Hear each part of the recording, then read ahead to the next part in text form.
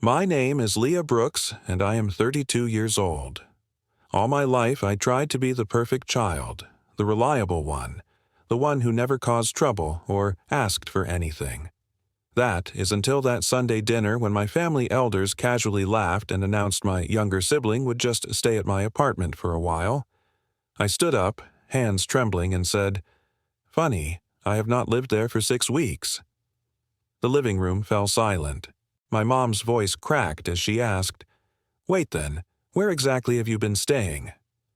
Before I tell you how my family fell apart that night, let me know where you are watching from in the comments and subscribe to hear what happened when my family finally realized they never really knew me at all. Growing up, I was always the responsible one.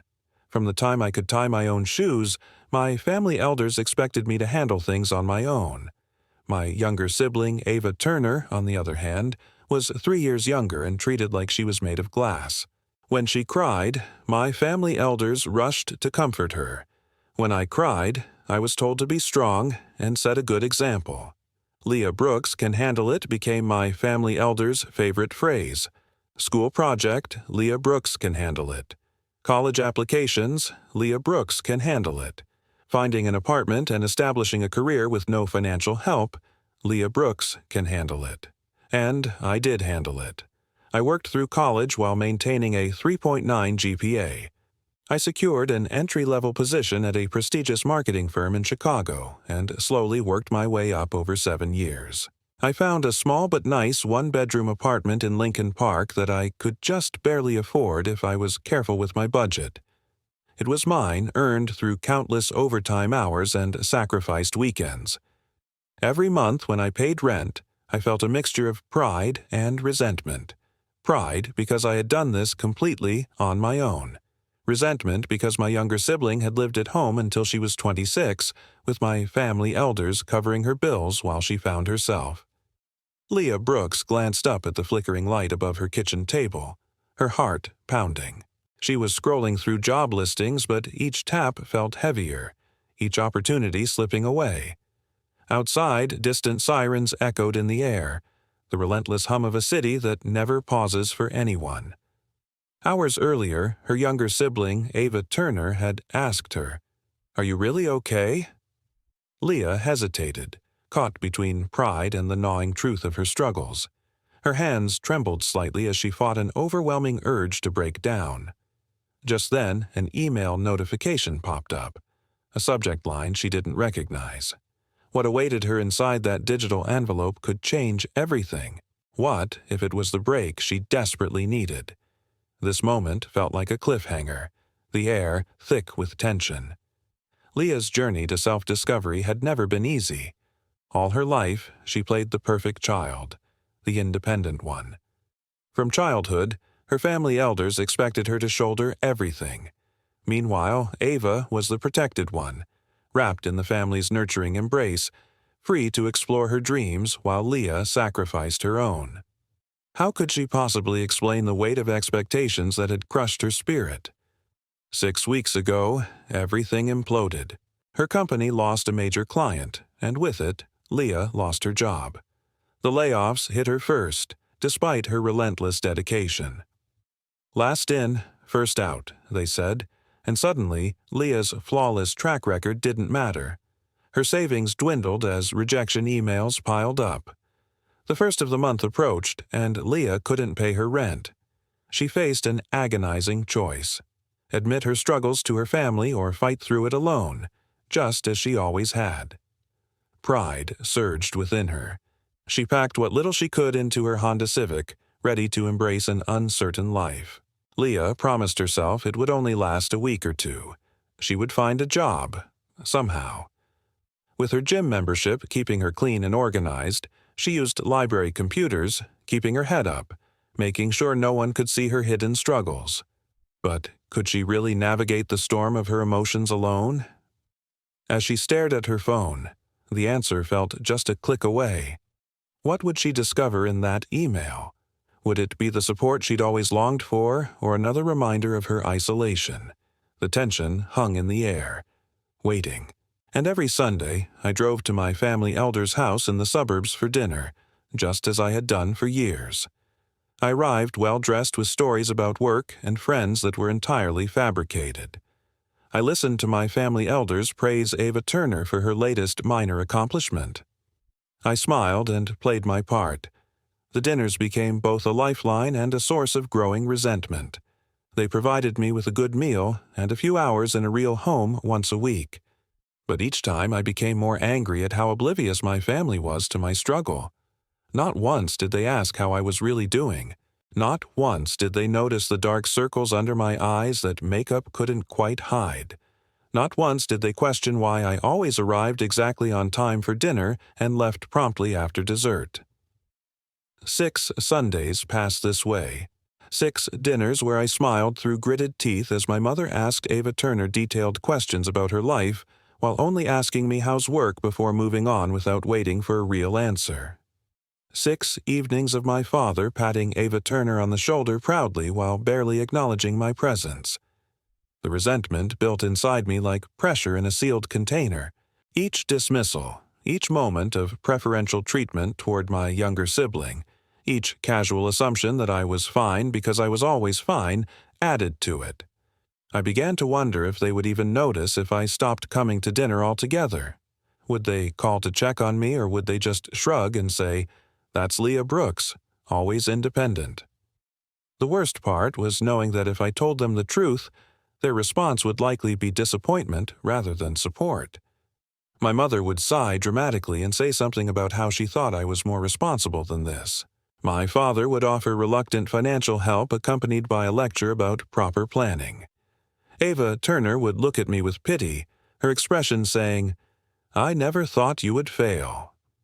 So I continued the charade, sleeping in parking lots and rest stops, washing my hair in gym sinks, applying for jobs from my laptop in coffee shops, and pretending everything was fine during those Sunday dinners. I was handling it just as I had always been expected to do. But inside, something was breaking. The Leah Brooks who had always risen to meet expectations, who had shaped her entire identity around being the capable one, was crumbling under the weight of reality. I wasn't handling it. I was barely surviving. And no one, not one person in my family, had any idea. That Sunday began like any other day in my new reality. I woke up at 5:30 in the morning when the sun started to heat up my car beyond comfortable sleeping temperature. I had parked in the lot behind a 24-hour supermarket, a spot I'd found to be relatively safe and undisturbed by security. I folded my blanket neatly and tucked it under the passenger seat along with my pillow. I gathered my toiletry bag and a fresh outfit from the organized chaos of my back seat. At 6 E's, when the gym opened, I was first in line. I showered, brushed my teeth, and applied makeup carefully, ensuring I looked put together despite having slept in a reclined driver's seat. By 9, I was sitting in a coffee shop with my laptop sending out another batch of job applications.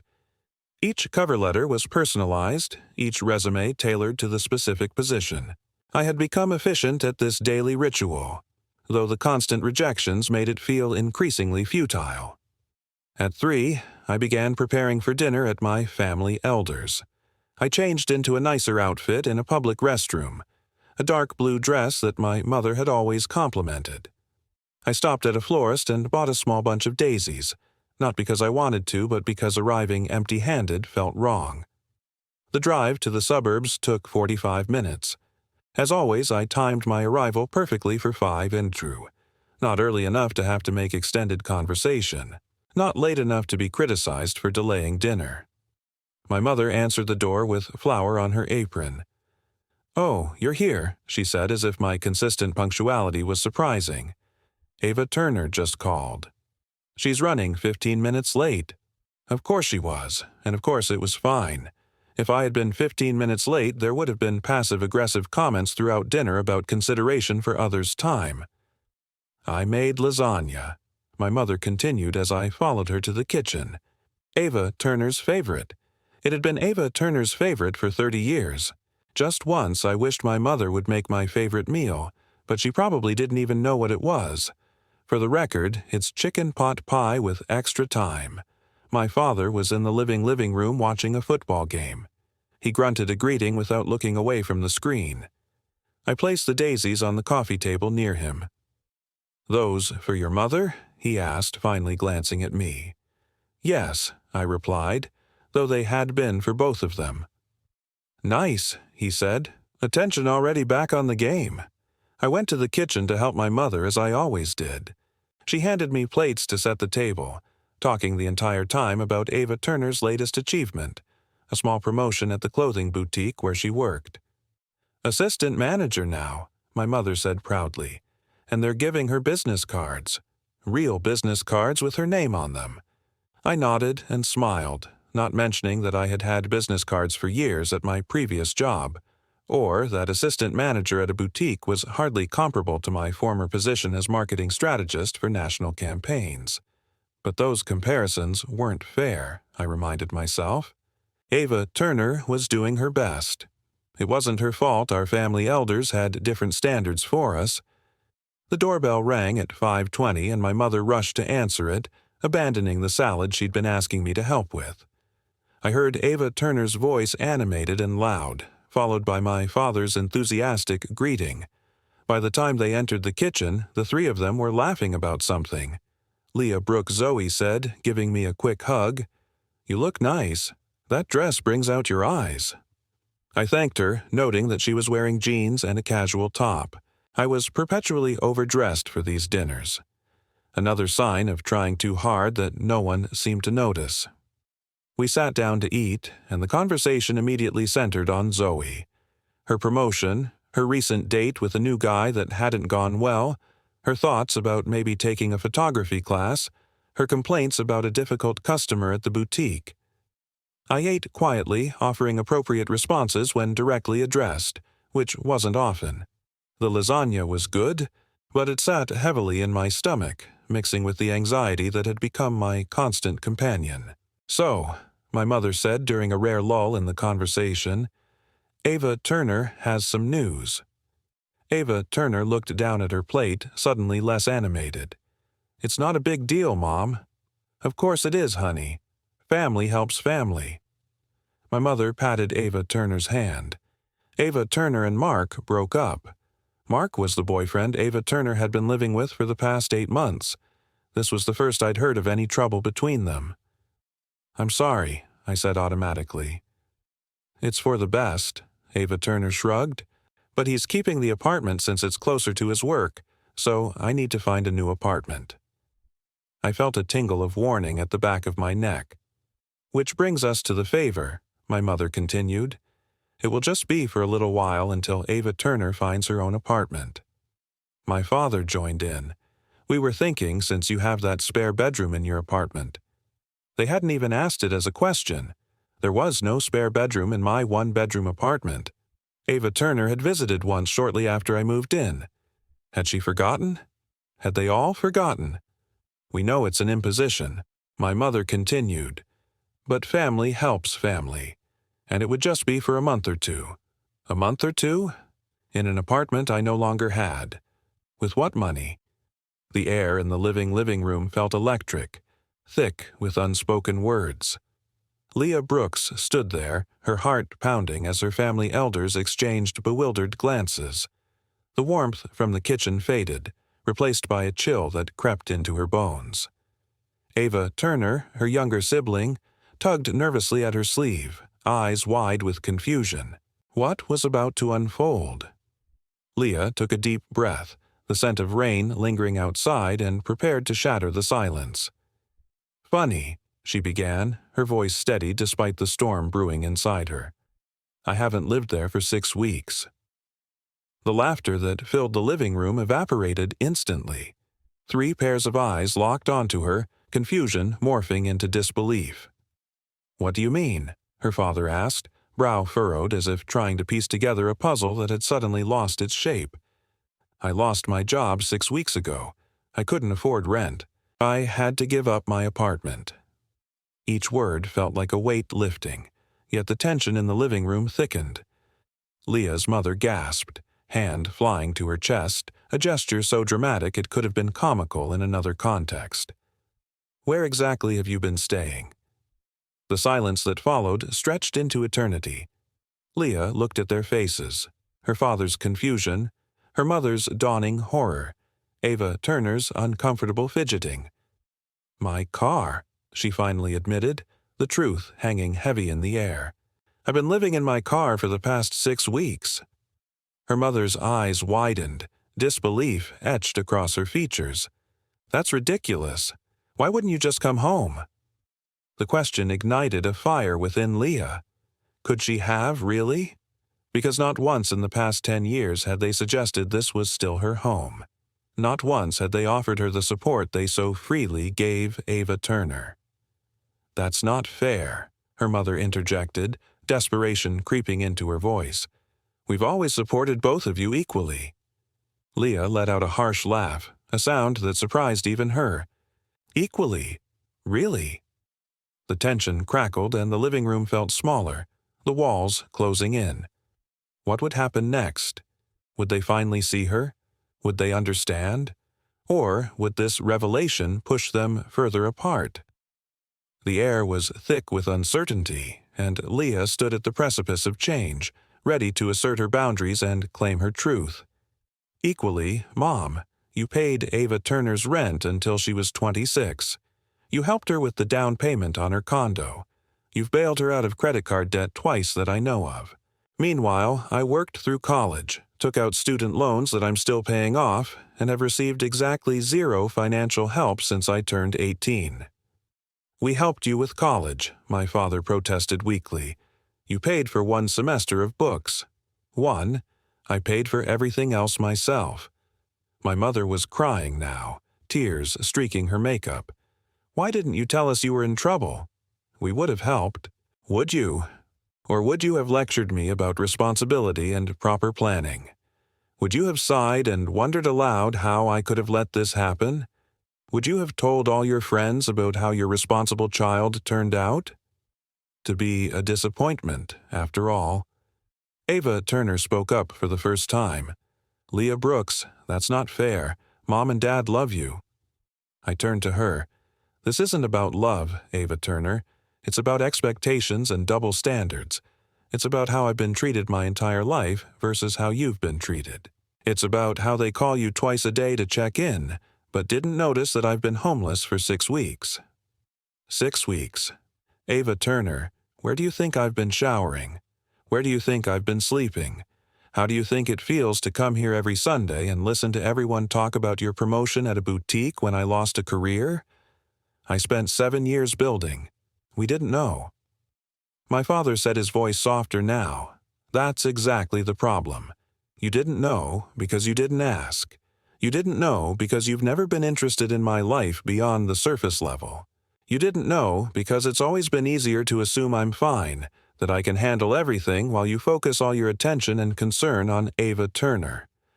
That's not true." My mother sobbed. "We've always been so proud of you." "Proud of what exactly? Can you name one accomplishment of mine from the past year?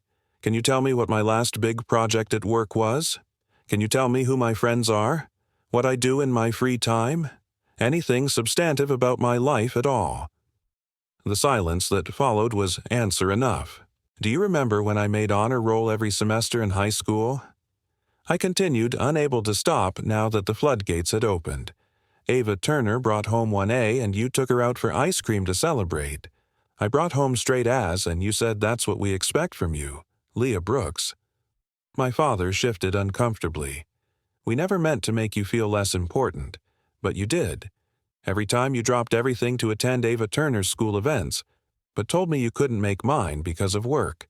Every time you spent hours helping Ava Turner with homework, but told me I was smart enough to figure it out on my own. Every time you praised her for tiny achievements while taking mine for granted, memories flooded back sharp and painful. Remember my college graduation? You showed up an hour late because Ava Turner had a minor fender bender that morning. She wasn't hurt. The car had a small dent, but that was more important than being on time to see me graduate. Summa cum laude. That's not what happened." My mother protested weakly. "It is exactly what happened. Just like when I got my promotion 2 years ago and told you at weekend brunch and you changed the subject to Ava Turner's new haircut. Or when I ran that marathon last year and you forgot it was happening even though I'd been talking about it for months. My father's face had grown increasingly red. You're exaggerating. We've always treated you both the same. Dad, I have been sleeping in my car for 6 weeks. I've been coming here every Sunday and not one of you noticed anything was wrong. How is that treating us the same?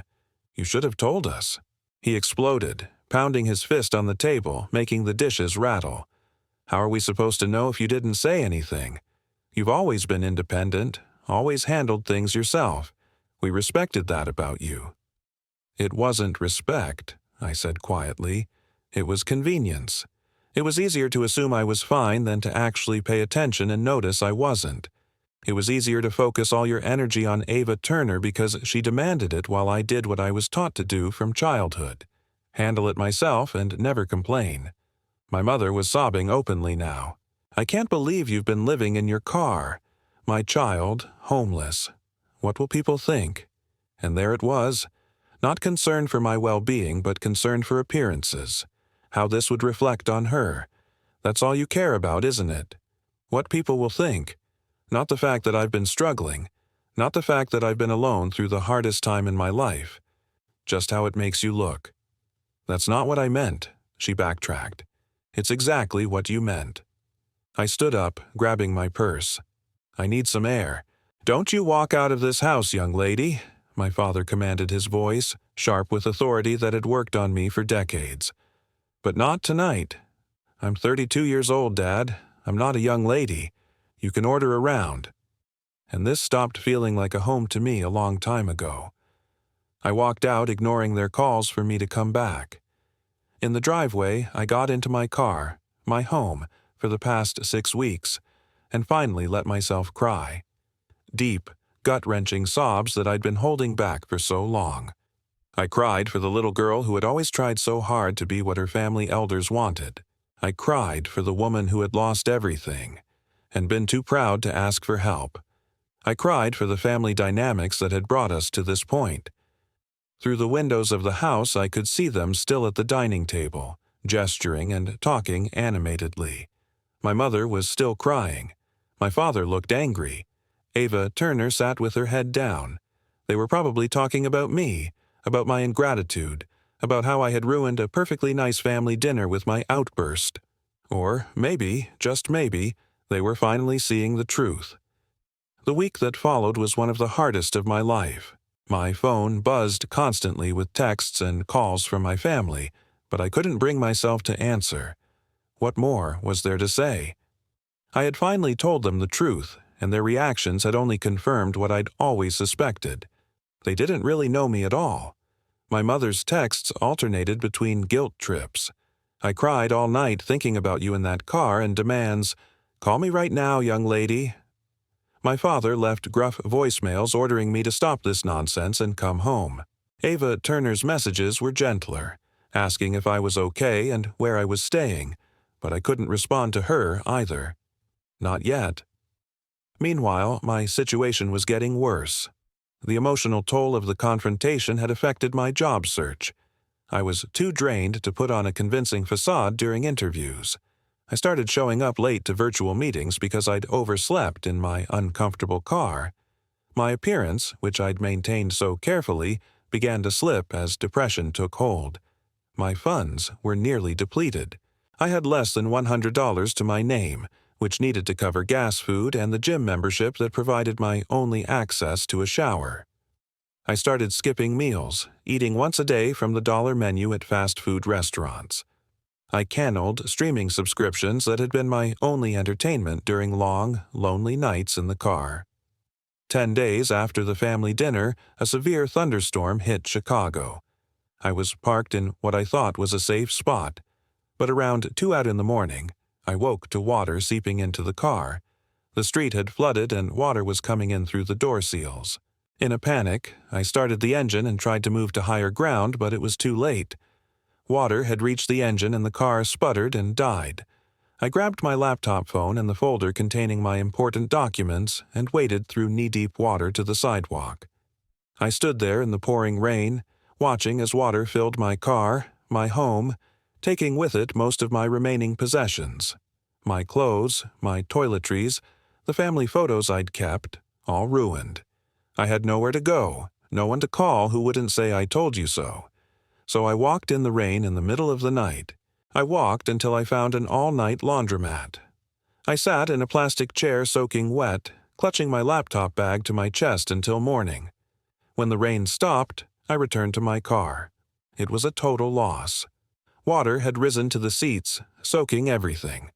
The insurance would cover the car eventually, but the process would take weeks, and they wouldn't cover the personal items lost. Not that insurance mattered at this point. The car had been paid off years ago, but any money from the claim would take time I didn't have. I spent that day in a daze moving between coffee shops and public libraries, trying to figure out what to do next.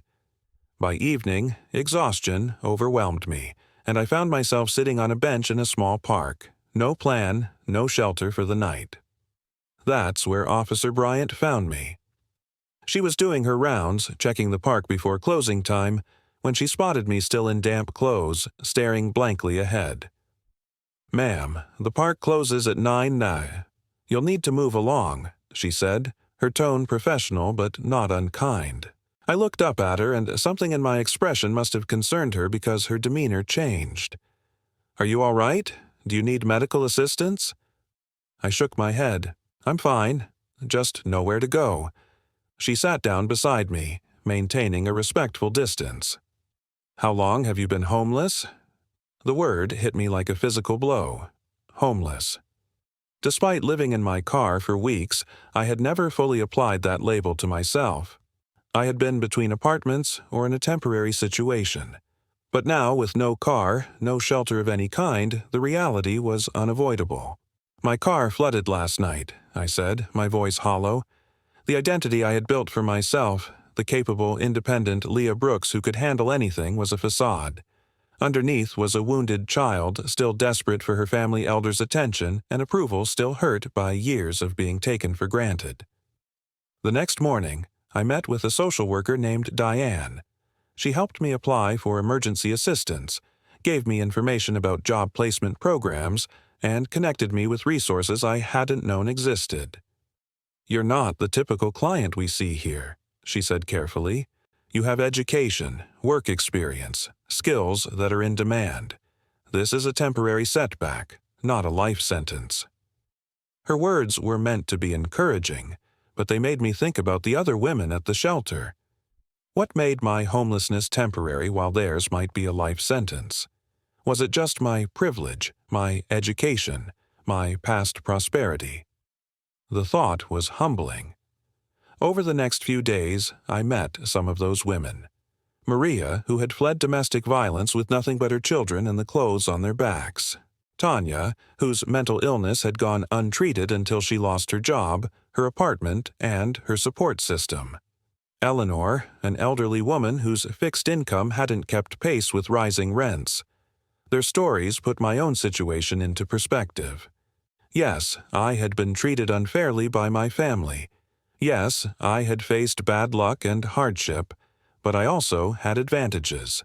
Many of these women had never had education, work experience, good health, no dependents. For the first time in my life, I truly understood the concept of privilege, not as an abstract idea, but as a tangible reality. And with that understanding came a sense of responsibility, not to handle it as I always had, but to accept help now so that someday I could offer help to others. My first night in a real bed after weeks in the car was a mixture of relief and profound sadness. Relief at the basic comfort at not having to stay alert for danger, at being able to stretch out fully. Leah Brooks gripped the cool metal banister, memories flooding back. Late-night kitchen talks, her mother humming over clattering dishes, the scent of burnt toast lingering in the air, and Ava Turner's laughter echoing down the hall. Back then, Leah felt invisible, yet safe, wrapped in the chaos of family life. But now, that familiar ache for her own space pressed against her ribs, ignited by the sight of Ava Turner in the reception area. So, out of apartment, in all the ways that mattered. Why can't they see me? Leah thought, her heart heavy with unspoken resentment. She had always been the responsible one, the one who held everything together. Yet here she was, struggling under the weight of family expectations, longing for recognition. Ava Turner, her younger sibling, was the golden child, sensitive, cared for, and always shielded from the harsh realities of life. But even Ava Turner felt the pressure, trapped in a bubble of protection, desperate to carve out her own identity. "I just want to find my footing," Ava Turner had confided, her voice barely above a whisper. As Leah sat in the common area of New Beginnings, filling out job applications, she felt a mix of relief and sadness. Relief at the comfort of a real bed after weeks of sleeping in her car, but sadness at how far she had fallen. Just then, Lucia approached her. "Leah, you have a visitor," she said, breaking her thoughts. Startled, Leah's heart raced. She hadn't told anyone where she was.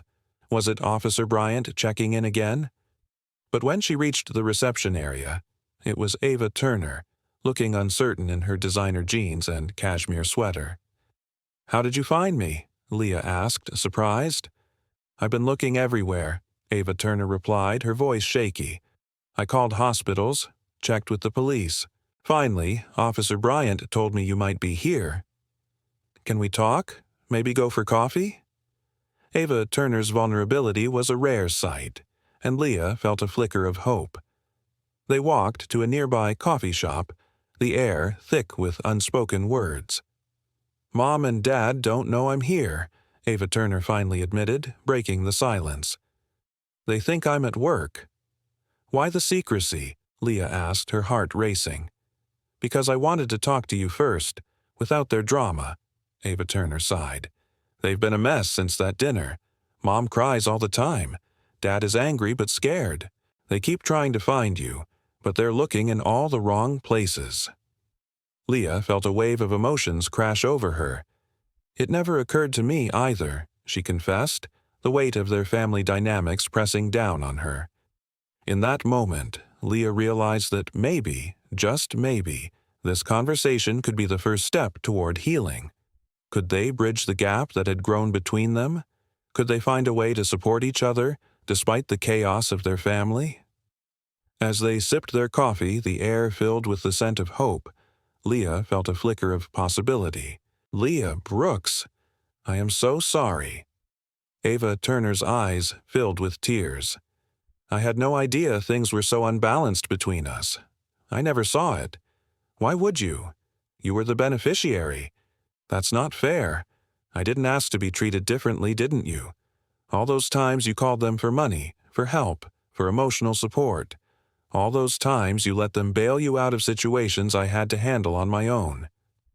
Ava Turner looked down at her coffee. "I never thought about it that way. I just thought that's what family elders are for, to help when you need it. For you, maybe, not for me.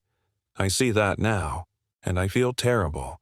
Not just because of what happened to you, but because I've been part of the problem. I've taken their help for granted while you've been struggling alone." The sincerity in her voice caught me off guard. This wasn't the self-centered Zoe I was accustomed to. This was someone genuinely confronting an uncomfortable truth about herself and our family. "I've been looking for you every day," she continued, "driving around the city, checking places you might be. I was so worried." "Why? You've never worried about me before." She winced. "I deserve that. But it's not entirely true. I've always admired you, Leah Brooks. You seemed so put together, so capable. I never thought you needed anything from anyone. I certainly never thought you needed me." The irony wasn't lost on me. My competence, the very quality that had made my family elders neglect me, had also created distance between my younger sibling and me. "What happened with your car?" Ava Turner asked. "Your text said something about a flood." I explained about the thunderstorm, the flooded street losing most of my possessions.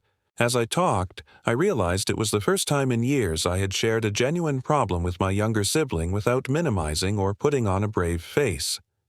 "That's awful," she said when I finished. "What are you going to do now?"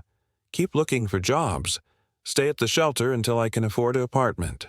Start over, I guess." Ava Turner took a deep breath. The rain-soaked streets shimmered outside, casting a hazy glow in the cramped apartment as Leah Brooks and Ava Turner faced each other across the coffee-stained table. Leah felt her heart race, a mixture of betrayal and relief swirling within her. All those years, she'd worn the mask of the reliable younger sibling. Strong, independent, untouchable. But now everything had shifted. "I have a suggestion," Ava said, her voice cracking the heavy silence. "Promise you won't say no right away? Come stay with me." Leah's brow furrowed, disbelief creeping in. "You don't even have your own apartment. You broke up with Mark, remember?" The memories of their family dinner flooded back. How Ava had confidently brushed off her worries, painting a picture of two sisters living entirely different lives. Ava bit her lip, a spark of embarrassment flickering in her eyes. "I do have an apartment. I never moved in with Mark. That was just what Mom and Dad assumed." "What?" Leah leaned in, disbelief washing over her. "You've been lying." "Not lying. Just not correcting them," Ava mumbled. "I didn't want them to know the truth. I've had my own studio in Wicker Park for 3 months. It's small, but the couch pulls out. You could stay until you're back on your feet." Leah stared at her, unraveling the threads of her younger sibling's confession. How could she have been so blind? All those years of carrying the weight of their family's expectations while Ava played the princess, the fragile one, always needing saving. "Why didn't you tell me?" Leah's voice trembled as she hesitated. Could she trust the one person she had always felt in competition with? Their childhood roles had shackled them for too long. "Ava, we've never been close," she admitted. "What if we drive each other crazy?" Ava shrugged, a surprising candor illuminating her face. "Maybe it's time we know each other as adults. We're more than just the parts we played growing up." The air thickened with unspoken truths, each confession dissolving the invisible wall they had built. Leah's thoughts spun. Would moving in with Ava open the door to friendship? Or would it only amplify their childhood rivalries? Ava leaned forward, her voice steady. "Mom and Dad don't need to know you're staying with me. Not until you're ready." Leah glanced around the cramped kitchen, years of unexpressed emotion swirling in the humid air. How much more had she yet to uncover about Ava? The weight of her family's legacy seemed less suffocating. Perhaps it was time to step off the tightrope, together. The offer of space of time to heal before confronting my family elders was tempting. But pride, that old enemy, rose up again. "I don't want charity, Ava Turner. Not even from you. It's not charity. It's family." She reached across the table to touch my hand. "Real family, not the dysfunctional version we've been living with. Let me help you. Not because you need it, but because I want to. Because that's what sisters should do for each other." I looked at her. Really looked at her. Perhaps for the first time in years. Behind the perfect makeup and trendy clothes was a woman trying to make amends to build a bridge across years of inequity and distance. "Okay," I said finally, "but I'll contribute as soon as I can. And this is temporary." "Of course," she agreed quickly. "Totally temporary." That afternoon, I packed my few remaining possessions from the shelter, thanked Lucia and Diane for their help, and followed Ava Turner to her apartment.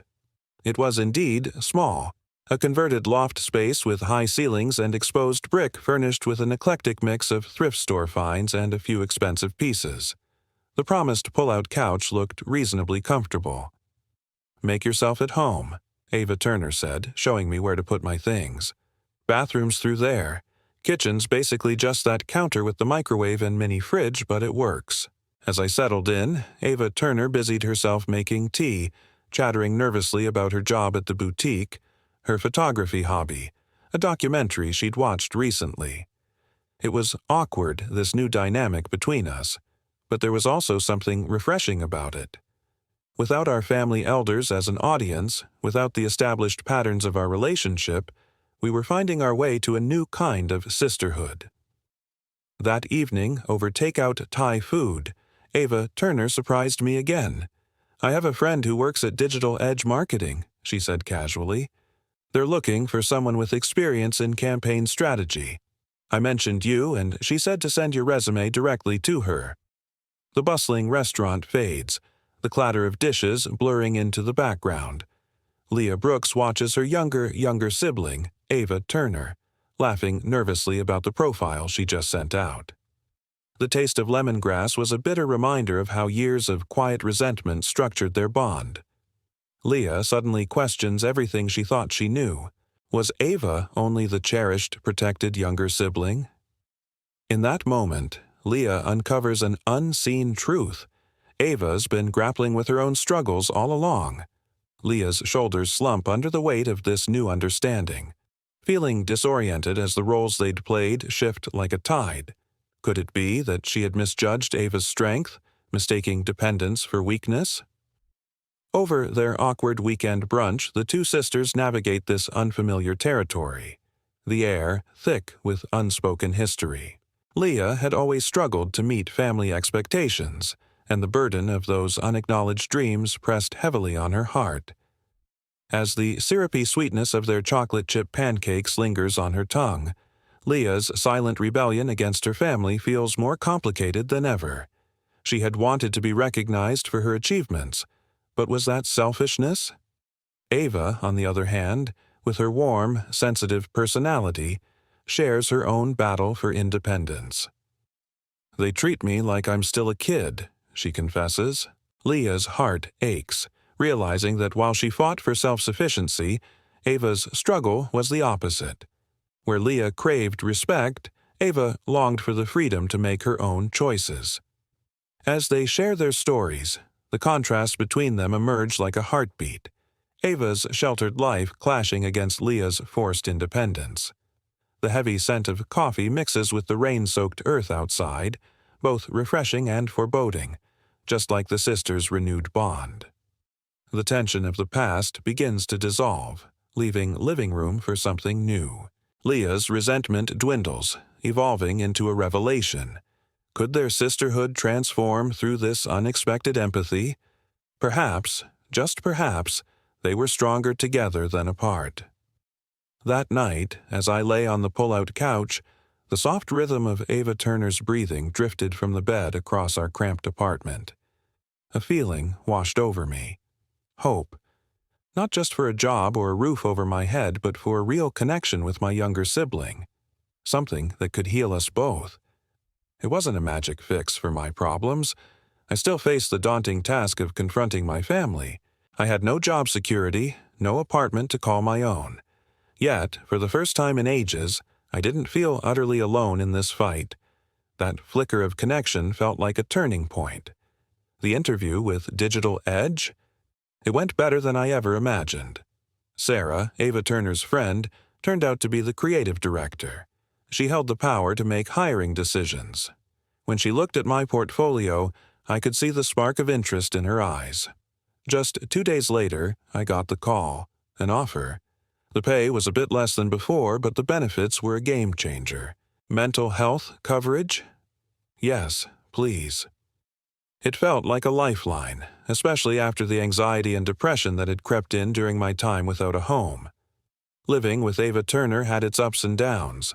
Her sleep schedule was all over the apartment, her housekeeping skills left much to be desired, and she still borrowed my clothes without asking, just like when we were kids. But there were bright spots, too.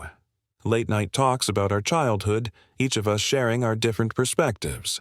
Weekend movie marathons that felt like a cozy escape. I even took on the role of teacher, showing her basic cooking skills our mother had never bothered to share. We fell into a routine. I'd take the early shower, brew coffee, and be out the door by 7:30. Ava Turner? She rarely stirred before 9, working those late shifts at the boutique. Our evenings became sacred, a time to unwind together over whatever simple meal I'd whipped up or takeout she'd brought home. And when my first paycheck came in, I insisted on chipping in for rent and utilities. In those moments, I felt the weight of our past begin to lift. Could it be that we were finally building something new? Something stronger than the resentment that had once defined us?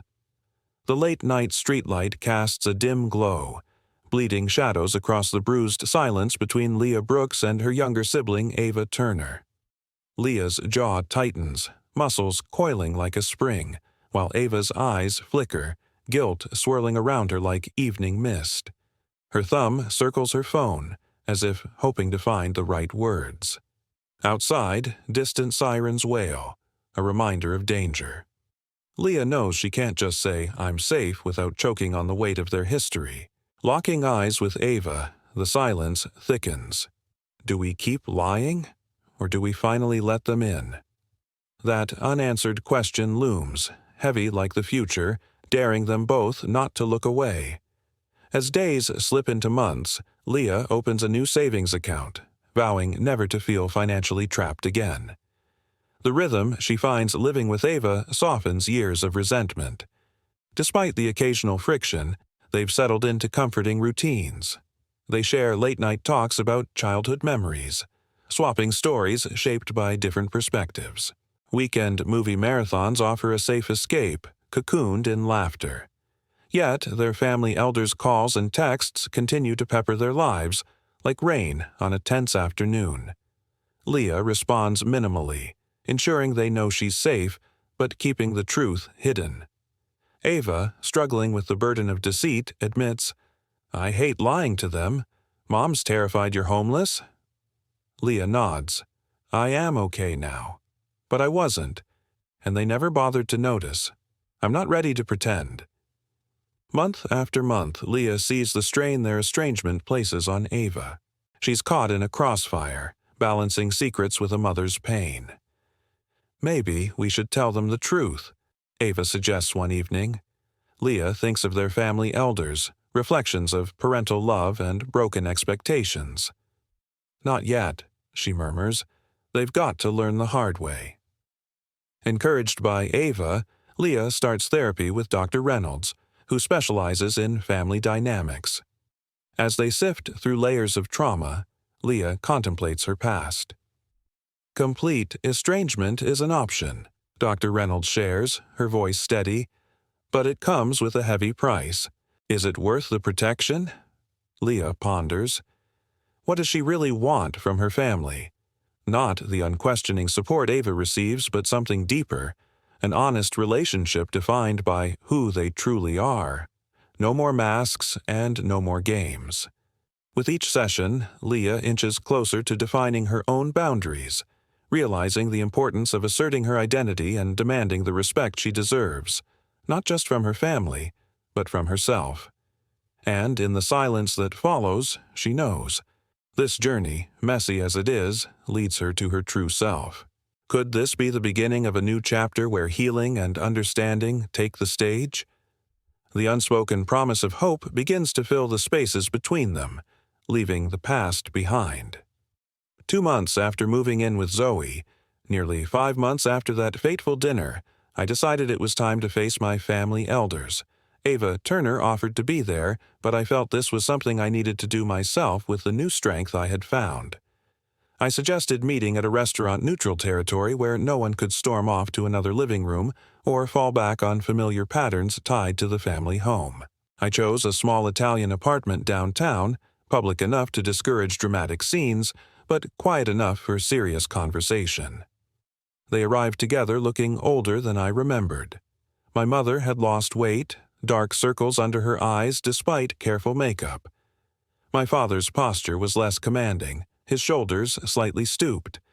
They spotted me at the corner table and rushed over my mother, reaching to embrace me before stopping herself, uncertain of my response.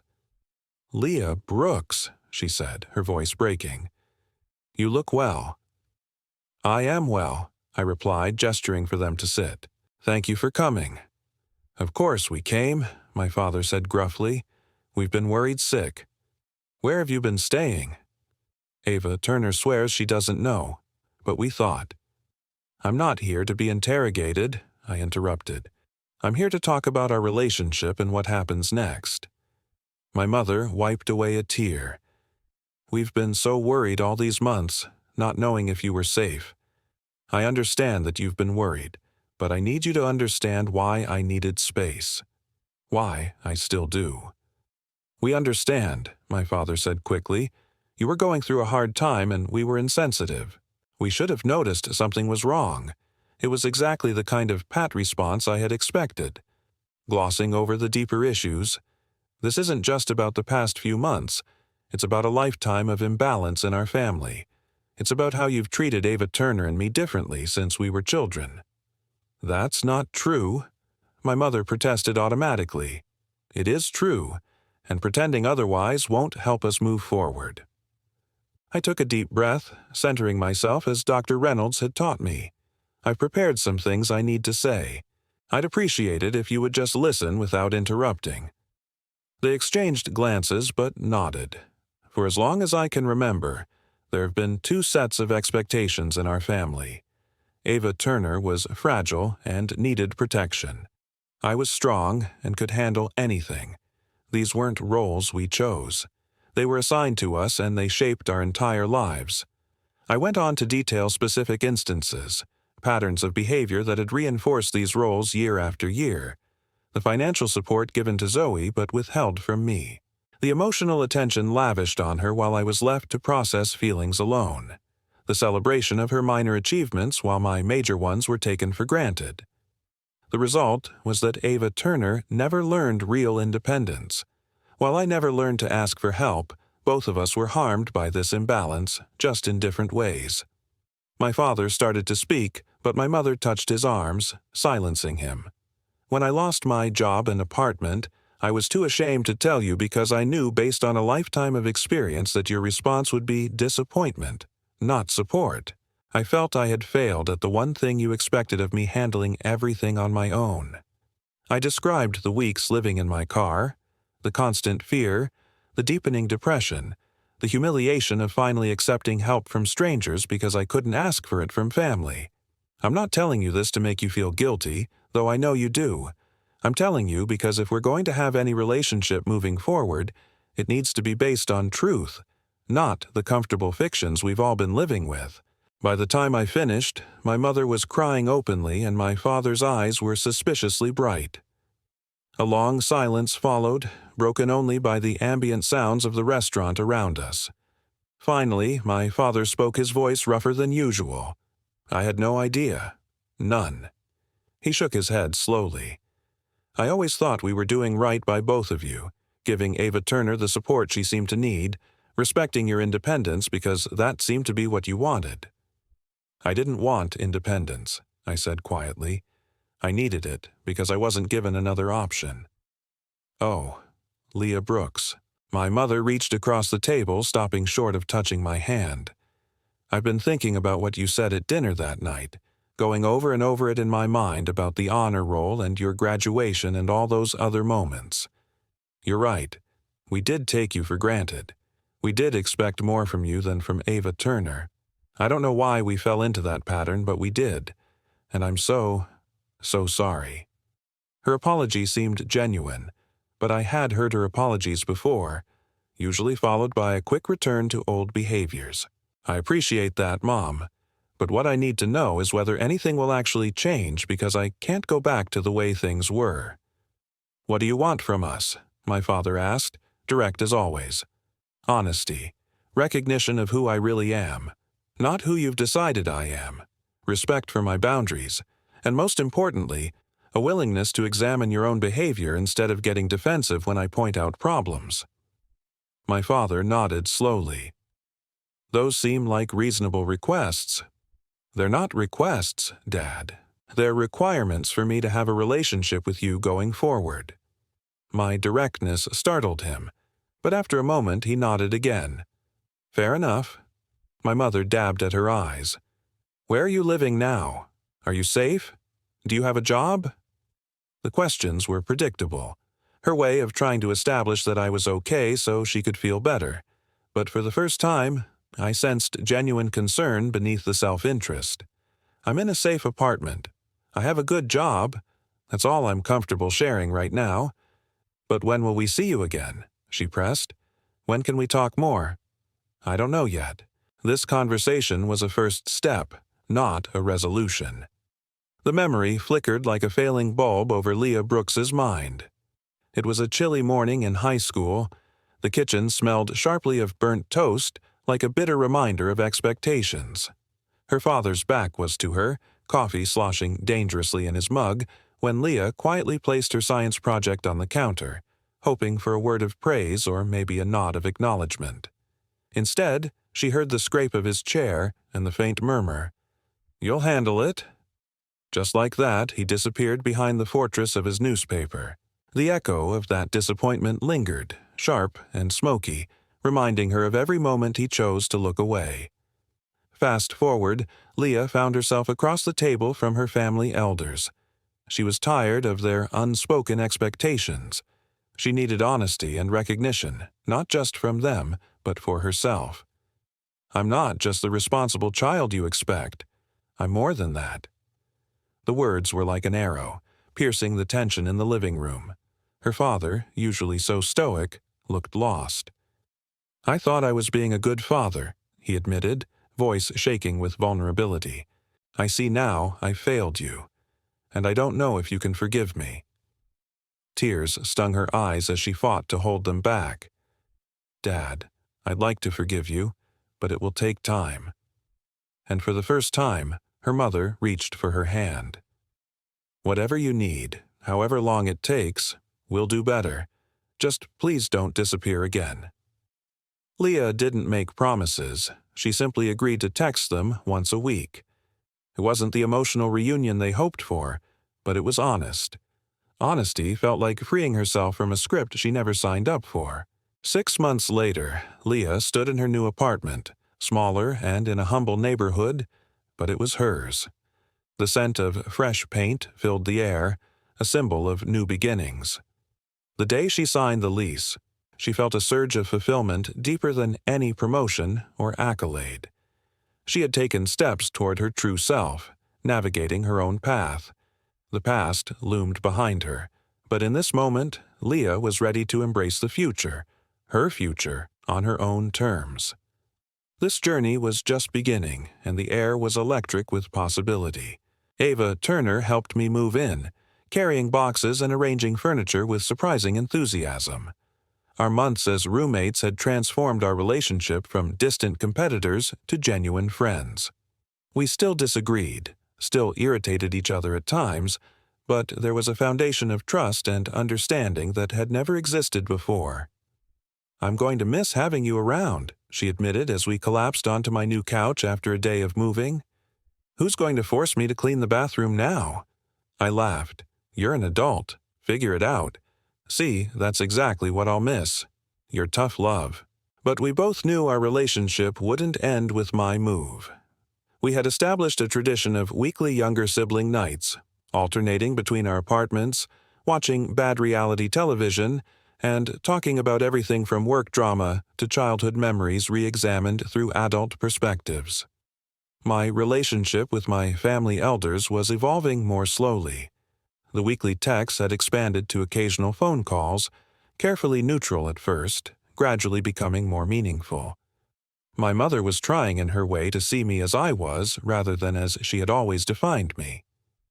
My father was making efforts to engage with my life, asking questions about my work and actually listening to the answers.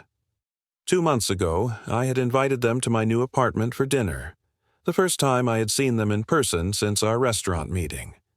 It was awkward with long silences and moments of tension, but also glimpses of something new. My father complimented my cooking without comparing it to Ava Turner's.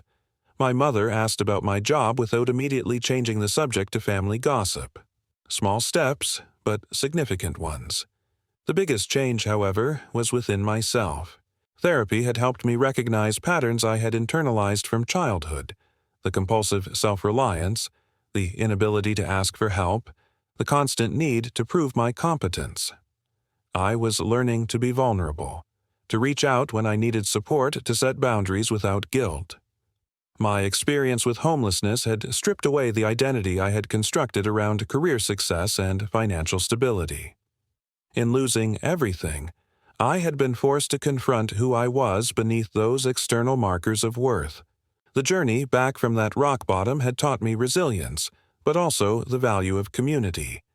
I began volunteering at New Beginnings once a month, bringing donations and helping women create resumes or prepare for interviews. I saw Lucia and Diane, occasionally grateful for their role in my darkest moment. Officer Bryant and I had coffee once, an unexpected friendship born from her compassion on that rainy night. The shame I had felt about my period of homelessness gradually transformed into something else, a deep empathy for others in crisis, an understanding that circumstances can change for anyone, and a commitment to creating safety nets that I, by under, had lacked. My new job at Digital Edge was challenging but fulfilling. I had been promoted twice in 6 months, my experience and creativity valued in ways my previous employer had never recognized. The company culture encouraged work-life balance, a concept I was still learning to embrace after years of overwork. One unexpected outcome of my journey was finding community beyond family ties. I had joined a book club, made friends with neighbors in my building, reconnected with former colleagues.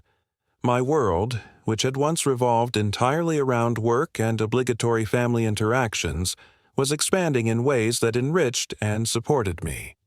As for my family elders, I was learning to see them not as the all-powerful figures of childhood, but as flawed humans who had done their best with the tools they had. Their best hadn't been good enough, had caused real harm that couldn't be erased with apologies. But understanding the roots of their behavior helped me separate from the pain without carrying bitterness forward.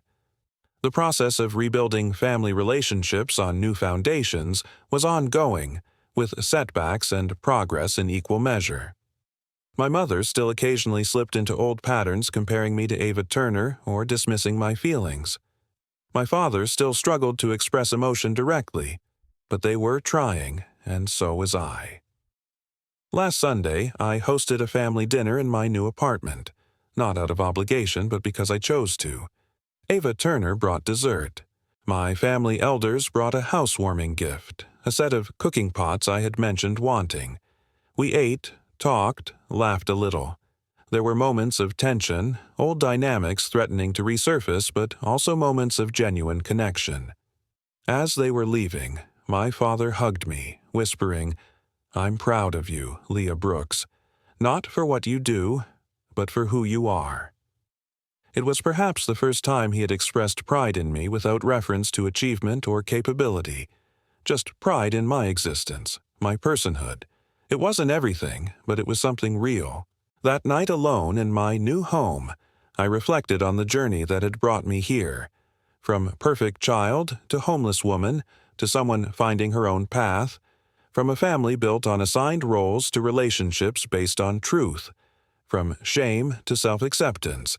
From isolation to connection. The healing wasn't complete. Perhaps it never would be entirely. But I had found a way forward that honored both the pain of the past and the possibility of the future. I had learned that rock bottom can become a foundation if you build upon it with intention and care. Most importantly, I had learned that families aren't fixed entities, unchangeable and eternal. They are living systems that can break, heal, transform. They can be rebuilt around truth rather than expectations. They can grow toward light like plants long kept in shadow. My name is Leah Brooks, and I am 32 years old. I am not the perfect child. I am not the capable one. I am not defined by my strengths or my failures. I am simply myself, complex and worthy exactly as I am, and that I have finally realized is enough. Have you ever had to completely rebuild a relationship with a family member? What helped you move forward? Share your experiences in the comments below. If this story resonated with you, please like and subscribe to hear more journeys of healing and transformation. Remember that asking for help is not weakness, but one of the bravest things you can do. Thank you for listening to my story, and I hope it brings some comfort to anyone facing their own struggles with family expectations. Music.